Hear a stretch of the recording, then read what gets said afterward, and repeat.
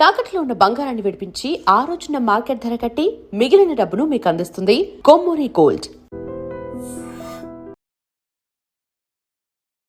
Hi iDream viewers, Telangana ప్రభుత్వం 2025కి సంబంధించి గద్దర్ అవార్డ్స్ని ప్రకటించింది.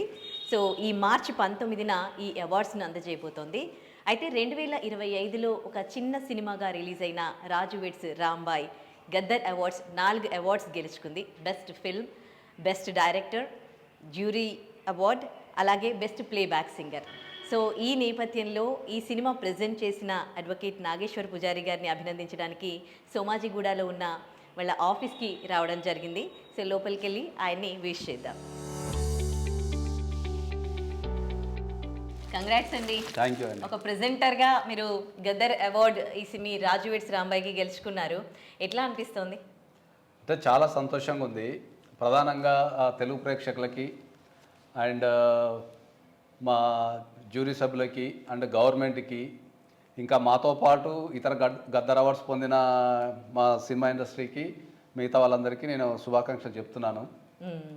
ఫస్ట్ సినిమాగా గద్దర్ అవార్డు మా సినిమాకు ఉత్తమ చిత్రంగా, ప్లస్ మళ్ళా ఉత్తమ దర్శకుడు మా సాయిలు కంపాటి గారికి, తర్వాత మా ప్లేబ్యాక్ సింగర్ అనురాగ్ గారికి, చైతు జొన్నలగడ్డ, ప్రధానంగా మా బ్రదర్ చైతు జొన్నలగడ్డకి, ఇంకా ప్రధానంగా మా నిర్మాత, మా సొంత అన్న, మా వేణు ఉడుగుల గారికి కూడా నేను ఈ సందర్భంగా శుభాకాంక్షలు చెప్పడం జరుగుతున్నది.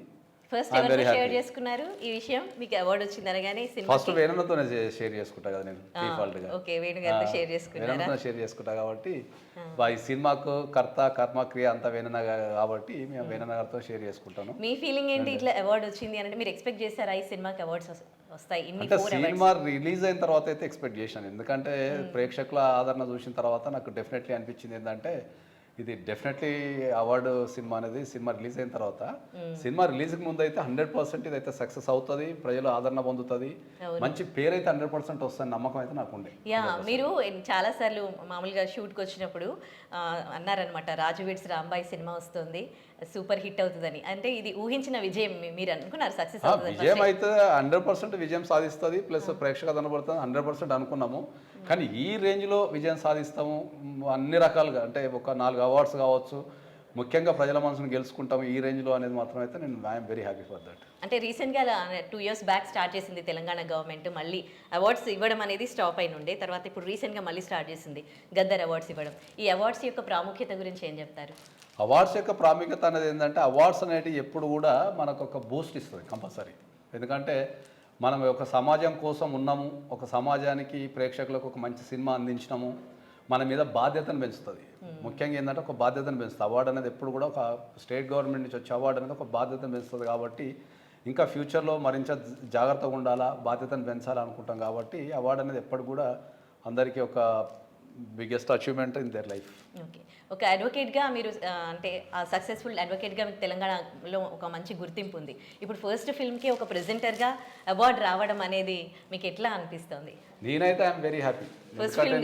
ప్రెజెంటర్గా first film I'm very happy for that. ఏంటంటే నేను అంటే సినిమా ఇండస్ట్రీలో గత 10 సంవత్సరాల నుంచి నేను చాలా దగ్గర సంబంధాలు కలిగి ఉండి, ఒక మంచి సినిమా ద్వారా, ఏ రోల్ అయినా పర్లేదు కానీ ఒక మంచి సినిమా ద్వారా నేను ప్రేక్షకులకు తెలవాలి అనుకున్నా. ఆ ఫస్ట్ సినిమాకే ఒక బ్లాక్ బస్టర్ రావటము, తర్వాత కట్ చేస్తే ఫైనాన్షియల్ కూడా మంచిగా పే చేయటము, రెండోది ఇంకా స్టేట్ గవర్నమెంట్ నుంచి కూడా ఒక 4 అవార్డ్స్ రావటము, ఈ సినిమా ద్వారా ముఖ్యంగా చాలా మందిని సంపాదించుకోవడం జరిగింది సినిమా ఇండస్ట్రీలో. కాబట్టి నేను ఏదైతే ఒక కలగన్నానో, ఎందుకంటే ఒక ఫస్ట్ సినిమాతోనే ఒక గుర్తింపు రావాలా, ఒక మంచి గుర్తింపు రావాలనేది అయితే కలగన్నానో, అది నాకు నా జీవితంలో నేను సాధించుకోవడం అయితే జరిగింది. అది ఏ గుర్తింపు ఎక్కువగా సాటిస్ఫాక్షన్ ఇస్తుంది మీకు? ఒక అడ్వకేట్ గానా లేకపోతే ఒక ప్రెజెంటర్ గానా? అడ్వకేట్గా అనేది ఎప్పటికైనా అడ్వకేటే కదా. అడ్వకేట్ ప్రొఫెషన్ కానీ అడ్వకేట్ కింద గుర్తించబడటం అనేది ఎప్పటికీ అదే.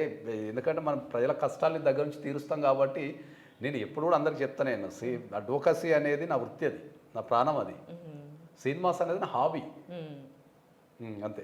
రెండు ఎంజాయ్ చేస్తున్నారు.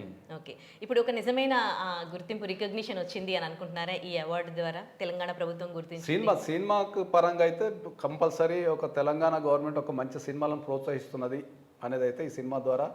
ఇంకా ఇతర సినిమాలకు ఇచ్చిన అవార్డ్స్ కూడా చాలా మంచి సినిమాలకు ఇచ్చారు. దండోరా కావచ్చు, ఇంకా ఇతర సినిమాలకు కూడా చాలా మంచి అవార్డ్స్ ఇచ్చారు. కాబట్టి నేను I'm very happy for that. Okay, ఇప్పుడు ఈ అవార్డు కారణంగా మీరు ఆ సినిమా మెమరీస్ గుర్తు చేసుకుంటే మీకు ఆ సినిమా తీస్తూ ఉన్నప్పుడు అబ్బా ఎందుకురా ఈ సినిమా తీశాను అన్నట్టు ఎప్పుడైనా అనిపించిందా, లేకపోతే సినిమా షూట్ లో మీకు గుర్తుండిపోయే మెమరబుల్ మూమెంట్? చాలా ఎంజాయ్ చేసినాం సినిమాని అయితే, వాస్తవానికి అయితే చాలా ఎంజాయ్ చేసినాం. ఎందుకంటే ఒక మంచి సినిమాని అయితే ప్రజలకు అందిస్తున్నాము అనేది అయితే ఖచ్చితంగా తెలుసు. ఇది ఖచ్చితంగా హిట్ అవుతుంది. ఒక మంచి సినిమా అంటే చూసిన ప్రతి ఒక్కరు కంపల్సరీ ఒక మంచి సినిమా తీసినాము అనే ఫీలింగ్ అయితే 100% వస్తున్న విషయం. మనం కథ విన్నప్పుడు కానీ, సినిమా తీసినప్పుడు కానీ, ఎడిటింగ్ టేబుల్ మీద చూసినప్పుడు కానీ ఖచ్చితంగా అయితే గుర్తింపు వస్తున్న విషయం అయితే 100% నమ్మకం ఉంది. ఓకే, అంటే సినిమా సక్సెస్ అవుతుందని తెలుసు, కానీ మనం చేసేటప్పుడు కొన్ని హర్డిల్స్ ఫేస్ చేస్తాం అండ్ కొన్ని బ్యూటిఫుల్ మెమరీస్ కూడా మనకు ఎంజాయ్ చేసిన ఫన్ మూమెంట్స్ కూడా గుర్తుండిపోతాయి.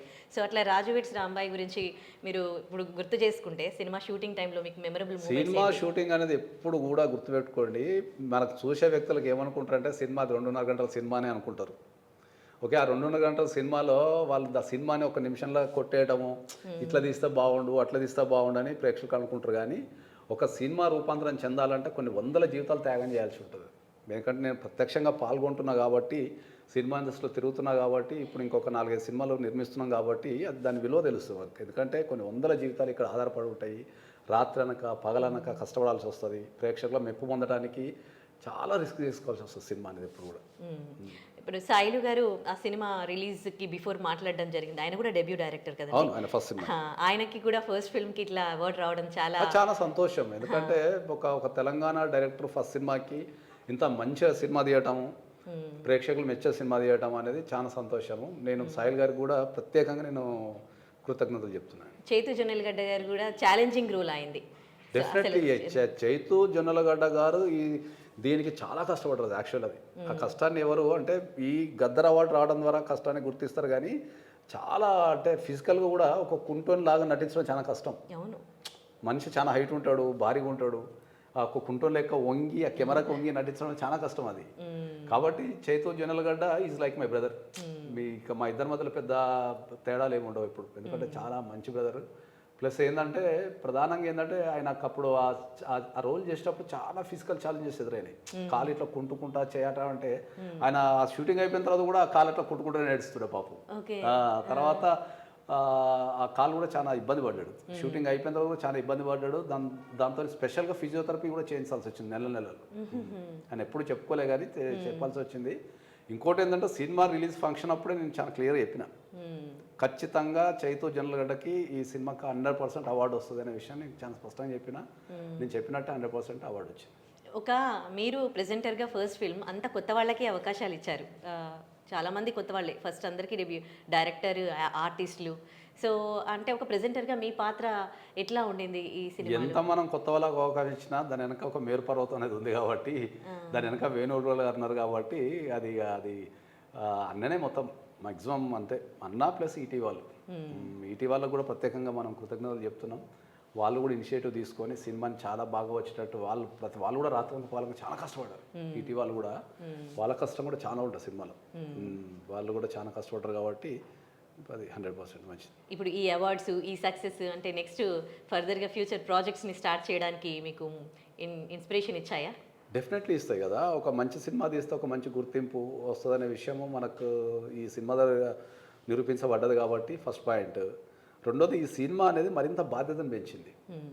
ఇంకోటి ఏంటంటే నాకున్న ఇమేజ్ ఏదైతే ఉందో ఒక అడ్వకేట్ ఇమేజ్ అనేది ఒక మంచి సినిమా సమాజానికి చెప్పాలి అనేది కూడా బాగా బాధ్యతను పెంచింది. కాబట్టి ఫ్యూచర్లో తీసే సినిమాలు కూడా సమాజానికి ఉపయోగపడి సమాజంలో మార్పు తెచ్చే సినిమాలే చేయాలని నేను గట్టిగా ఆశిస్తున్నాను. ఈ సినిమాకి ప్రెజెంటర్ మీరు ఎన్నో చెప్తూ ఉంటారు, అంటే సోషల్ అవేర్నెస్ చేస్తూ ఉంటారు, సొసైటీకి సంబంధించి ఇష్యూస్పై మాట్లాడుతూ ఉంటారు. అంటే స్టోరీస్ ఏమన్నా నెక్స్ట్ మీవి రాబోతున్నాయా? స్టోరీస్ రాస్తున్నారా లేకపోతే ఏంటి సినిమాల్లో మీరు?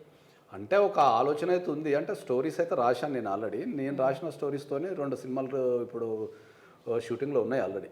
ఎందుకంటే స్టోరీ రైటర్ కింద, డైలాగ్ రైటర్ కింద నేను ఒక 2 స్టోరీలు రాశాను. అవి 2 కూడా అడ్వకేట్కి సంబంధించినవి. అంటే అడ్వకేట్ ప్రొఫెషన్ని, అసలు అడ్వకేట్ ప్రొఫెషన్ ఏంది అనే దానిపైన 2 సినిమాలు. సినిమా పేర్లు కూడా ఏంటంటే ఒకటి వకాలత్ అనే సినిమా, రెండోది ది అడ్వకేట్. ది అడ్వకేట్ అనేది పాన్ ఇండియా సినిమాది. దగ్గర ఒక పాన్ ఇండియా సినిమాది ది అడ్వకేట్ అనేది. ది వకాలత్ అనేది ఓన్లీ తెలుగు వరకే తీస్తున్నాము. వాటికి స్టోరీస్ కానీ డైలాగ్స్ కానీ నేనే రాసిన దానికి. కాకపోతే డైరెక్షన్ చేయాలని ఒక కోరిక ఉంది కానీ ఇక చూడాలి, మాకు బార్ కౌన్సిల్ అనేది పర్మిషన్ ఇవ్వాలి. జనరల్గా ఏంటంటే అడ్వకేట్ ప్రొఫెషన్లో ఉన్న వాళ్ళకి మోర్ దెన్ అడ్వకేట్ ఏం చేసినా కూడా బార్ కౌన్సిల్ అనేది కంపల్సరీ పర్మిషన్ తీసుకోవాలా. ఇప్పుడు పెట్టాలి దానికి ఒకసారి ట్రై చేయాలి. ఒకవేళ బార్ కౌన్సిల్ కనుక పర్మిషన్ ఇస్తే డెఫినెట్లీ ఒక సినిమా డైరెక్షన్ చేసే అవకాశం ఉంది. అవునా, నైస్. 2026లోనే వస్తాయి అనుకోవచ్చా ఒకవేళ పర్మిషన్ ఇస్తే? 2026లో మా ప్రొడక్షన్ హౌస్ నుంచి కంపల్సరీ ఒక 2-3 సినిమాలు కంపల్సరీ రిలీజ్ అవుతాయి, డెఫినెట్లీ రిలీజ్ అవుతాయి. ఇక 2027 నుంచి అయితే కంపల్సరీ ఒక 5-6 సినిమాలు అయితే 100% రిలీజ్ అవుతాయి. ఫస్ట్ ఫిల్మ్లోనే కొత్త వాళ్ళకి అవకాశాలు ఇచ్చిన మీరు నెక్స్ట్ వచ్చే ఫిల్మ్స్లో కూడా మస్ట్గా ఇస్తారని అనుకుంటున్నాను నేను. డెఫినెట్లీ ఇవ్వాలి, ఎందుకంటే కొత్త వాళ్ళకి మనం వాళ్ళకు ప్రోత్సహించాల్సిన బాధ్యత, వాళ్ళకి ఆ ఫ్యాషన్ ఉంటుంది, నిరూపించుకోవాలని తపన ఉంటుంది కాబట్టి కొత్త వాళ్ళకు ఇస్తాము, పాత వాళ్ళతో కూడా తీస్తున్నాం కాబట్టి better. Okay, anyway congratulations once again. First ఫిల్మ్కి అవార్డు గెలుచుకున్నారు, మళ్ళీ అలాంటి అవార్డు గెలుచుకునే మూవీస్ ఎన్నో తీయాలి, సక్సెస్ అవ్వాలి అని కోరుకుంటూ విష్ యూ గుడ్ లక్ అండి. And for more videos, Please subscribe to iDream. Please subscribe to iDream. Please subscribe iDream. And please subscribe to iDream. For more videos, subscribe to iDream. please like, share and subscribe to the channel. Congratulations, iDream. subscribe to iDream. Subscribe to iDream. So subscribe to iDream Media. iDream ki iDream team andarki huge congratulations. Please subscribe iDream Media. Please subscribe to iDream. Subscribe iDream. Please subscribe to iDream. iDream అంటే నా కళల ఛానల్ను subscribe చేసుకున్న నోరు తిరుగుతలేదు, మీరైతే గంట గుర్తు కొట్టండి. For more such videos, please subscribe to iDream. Subscribe to iDream. Please subscribe to iDream. Please subscribe iDream Media. Please do subscribe to iDream. Please subscribe to iDream Media. For best entertainment and information, please subscribe iDream. And don't forget to subscribe to iDream.